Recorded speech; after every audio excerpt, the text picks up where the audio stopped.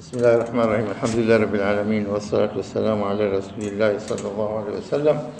Amma baad, desturi yetu ila tukimaliza sura tunakuwa tunaipitia tena sura nzima, lakini kwa spidi ya haraka zaidi, ingawaje wakati mwingine ukwama aya ikachambuliwa zaidi kuliko mwanzo. Hivi ndivyo hutokezea tu wenyewe, lakini hasa kusudio ni kwamba sura nzima inapitwa tena kwa ufupi, lakini mara nyingi huwa mambo mapya yanakuwa yanazuka. Kwa hivyo na hiyo Rum tutatazama namna inavyokwenda inshallah. Tunaanza tena kuanzia mwanzo wa sura Rum. Bismillahir Rahmanir Rahim. Baada a'udhu billahi minash shaitanir rajim. Bismillahir Rahmanir Rahim. Alif Lam Mim. Usomaji wake unakuwa kama hivi inshallah. Alif Lam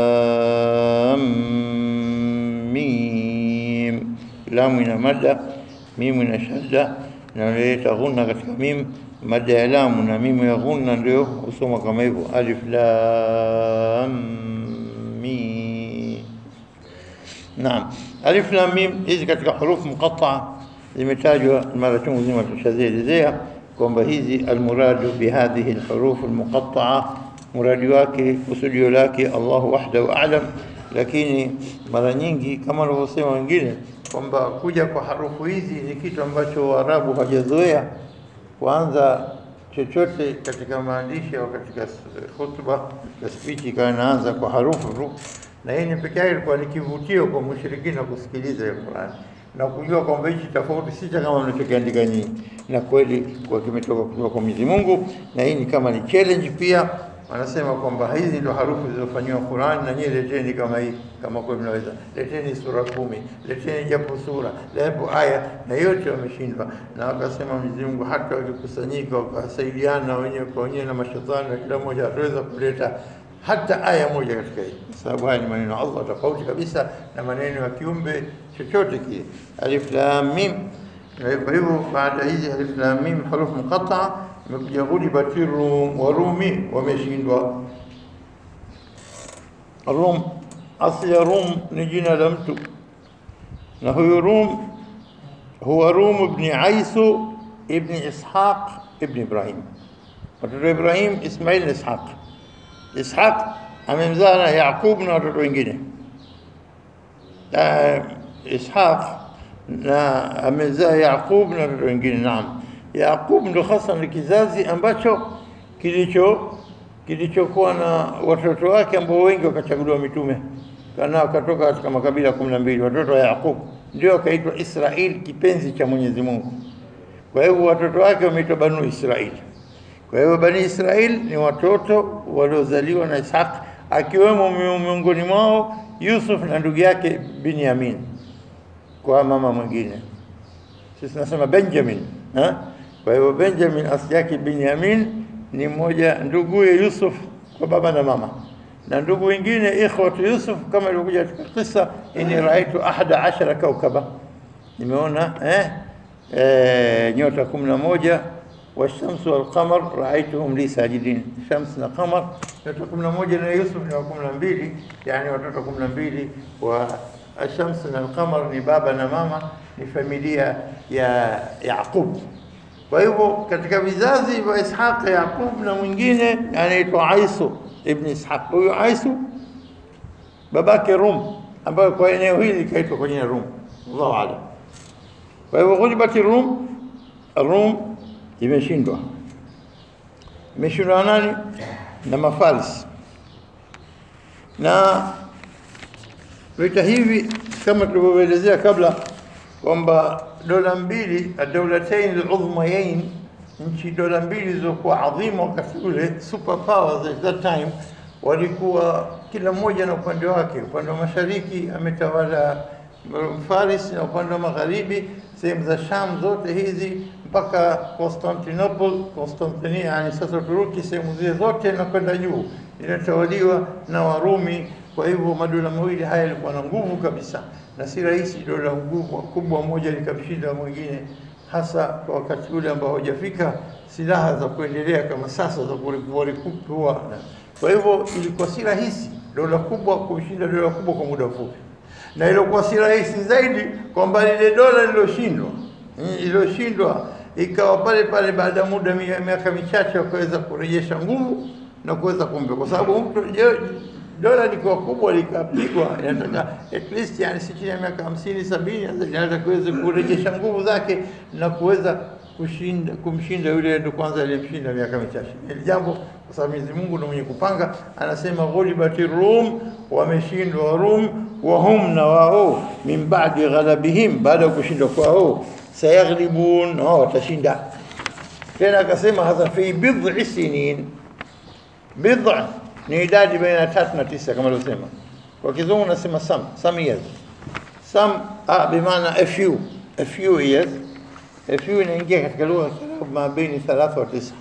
Fi bid'i sinin, katika miaka hiyo, chini ya miaka 10 washindwe na hili jambo ambao Mwenyezi Mungu anasema wameshindwa hawa fi adna al-ardh, fi adna al-ardh, katika ardhi au katika nchi iliyokuwa adna. Ad-dunu al-adna bimaana maana mbili, moja ni karibu na adna pili kwa chini kabisa.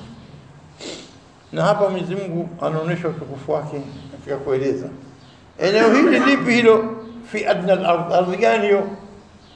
Sehemu kubwa wanaosema ni ardhi ya Palestina, na wengine wakasema ni ardhi ambayo iko karibu na Rum na Faris. Eneo ambalo vita tutasimama itakuwa eneo la mwisho wa Rum na mwanzo wa Faris katika mipaka yao, sio katika eneo la mipaka baina dola la Rumi na dola la Farisi.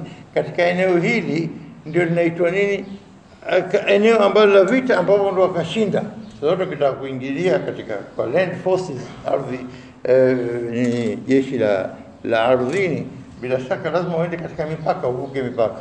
Na kwa hivyo katika eneo hilo adna al-ardh, inasemekana eneo hilo lilikuwa likiitwa al-Jazira, na Jazira maana kisiwa, na anasema ilikuwa baina Dijla wal Furat. Dijla kwa kizungu inaitwa Tigris na al-Furat Euphrates, mito maarufu miwili, Tigris na Euphrates, Dijla wal Furat. Hata Mayahudi wamesema al-ardh al-ma'hud al-maw'ud, ardhi walioahidiwa na Mwenyezi Mungu, wataitawala Mayahudi baina Nil wal Furat, from Nile to Euphrates. Yote ni eneo Mwenyezi Mungu atawapa wa Mayahudi Bani Israeli kwa mujibu wa ahadi zao katika vitabu vyao wanaposema, lakini yote katika kushawishi na kutaka kutawala eneo lote la katikati, eneo la the old civilization, ama katika ardhi yote. Hadhara ya zamani kabisa ilikuwa katika al-alam al-qadim, the old world, ni eneo lote lililokuwa katika katikati ya Asia, kutoka kuanzia sehemu ya juu ya Afrika, sehemu ya Jazira al-Arabia yote, Arabian Peninsula, na kwenda kidogo kulia na kushoto. Eneo hili mpaka unaingia Sham, na sehemu nyingine mpaka iko mbali kidogo na Urumi. Urumi iko mbali nje, lakini eneo hili hasa ni eneo ambalo limeshuhudiwa. Kwa nini? Kwa kuteremka wingi wa wahi kuanzia Nabii Ibrahim na al-Khalil, eneo la al-Khalil katika Palestina, na waliofuatia na vizazi vyake Nabii Ibrahim. Eneo hili ndio wakaita al-alam al-qadim, ulimwengu wa zamani. Wakati huo sehemu za Urusi, sehemu za Canada, sehemu za wapi, sehemu za South America na wapi huko, na Arctic na Antarctic, ma continent haya na maeneo haya yalikuwa hayajulikani sana kabisa, bali ulimwengu wote ulikuwa ni katikati. Kwa hivyo hapa unapozungumza masala ya kwamba vita vilivyopigana wakati wa super powers ilikuwa Rome na Faris, wakaja wakapigana, halafu baada ya kupigana wakashindwa vibaya Warumi, ikawa hapa hawa ahli kitab Warumi na hawa Faris watu wathania waabudu moto, ikawa hapa iliyowafanya wakati ndo kwanza Uislamu umeanza katika Maka, wanaenda kwanza miaka 7 tokea kuanza Uislamu, tokea kuanza kushuka kwa wahi mwaka 7 wa 8. Kwa hivyo mwaka wa 8 tuseme Wakati huo unatokezea hivi na watu wa Makureishi wamshamchukia Mtume sallallahu wanampiga vita kwa kila njia na kila alioamini wanateswa makubwa. Wakaona na wao watu wenye kuabudu masanamu wenzao ni Wafaris wenye kuabudu moto. Wakati hawa walioshushwa vitabu kutoka Mwenyezi Mungu Subhanahu wa Ta'ala na Qur'ani, wenzao ni Warumi walioshushwa vitabu kabla akina Isa na Musa na wengineo. Kwa hivyo ikawa kuna mvuto baina nini wasania na ahli kitabu wakitabu na watu wenye abudu masanamu au vitu hizo, dini isiyokuwa na asili kutoka mbinguni, hakuna wahi ulioshuka.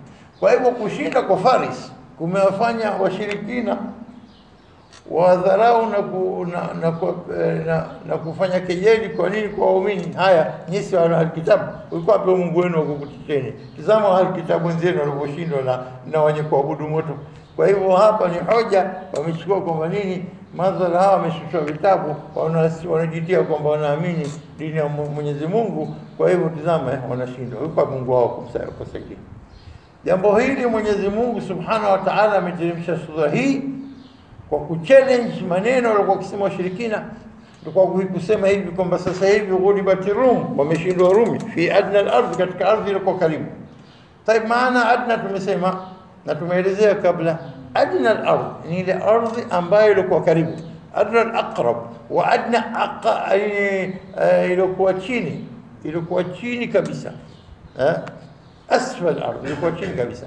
Na imeonekana kwamba walosema Palestina na walosema eneo hili baina Tigris na Euphrates, maeneo haya ni maeneo ambayo yako lowest land katika kura ardhia, katika the whole of this earth.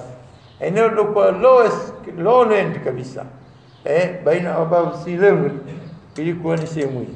Palestine inajulikana ni kwamba pahala ambapo pako chini kabisa, mbali na maeneo kama pengine ambayo majabali na milima nini murtafaat katika highlands, ziko juu sana above sea level, kwa hivyo juu ya mstari wa bahari. Kwa hivyo ikiwa maana ukichukua adna al-ardh kwamba iko ardhi iliyokuwa chini munkhafidha, inaleta maana ndio hapo, hakuna kama hapo iko chini kabisa. Tembea katika ardhi nzima utaona hapo the lowest land katika ardhi. La pili, ikiwa eneo la Palestina kwamba ni aqrabu ila nini, ndio hapo.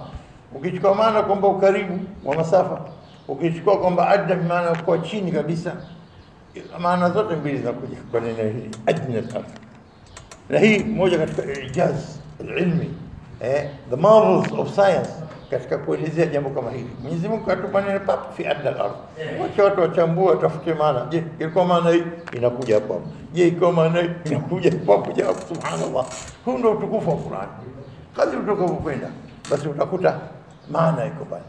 Tukikumbuka kitabu kimoja Al-Qarar al-Makini, kinaandika na mmoja Msiria, Qarar al-Makini anaelezea miujiza ya science katika Qur'ani, akielezea katika khalq al-insan, katika kuumba binadamu.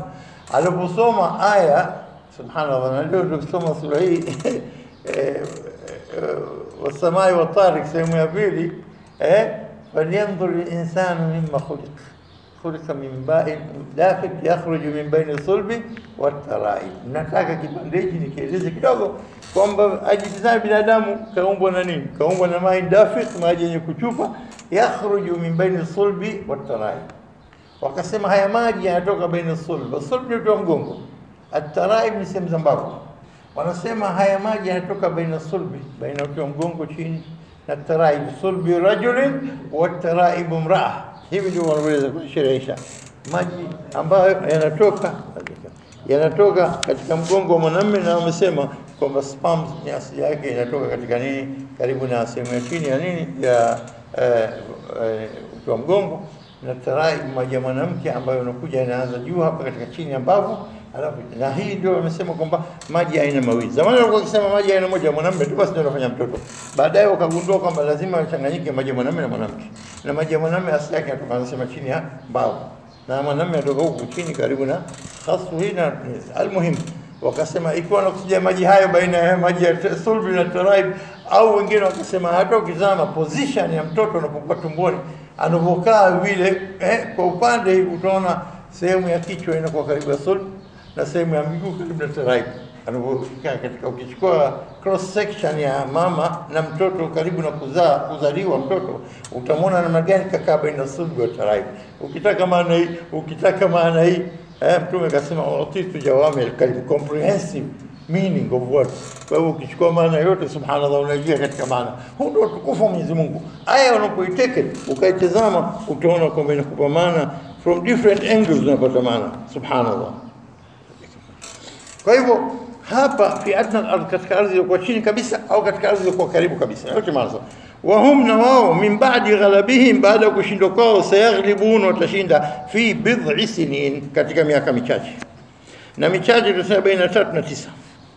Na tulielezea kabla kwamba Mwenyezi Mungu amewaambia maneno haya na Mtume sasa akaambia nami itatokezea. Kwa hivyo wakasema itatokezea. Kwa hivyo ikawa kama Uislamu umeingia katika challenge mbele ya washirikina kwamba hili jambo kama litatokezea na tuone. Wakakaa miaka 5 ya Makka kabla hawajaanza kuhajiri.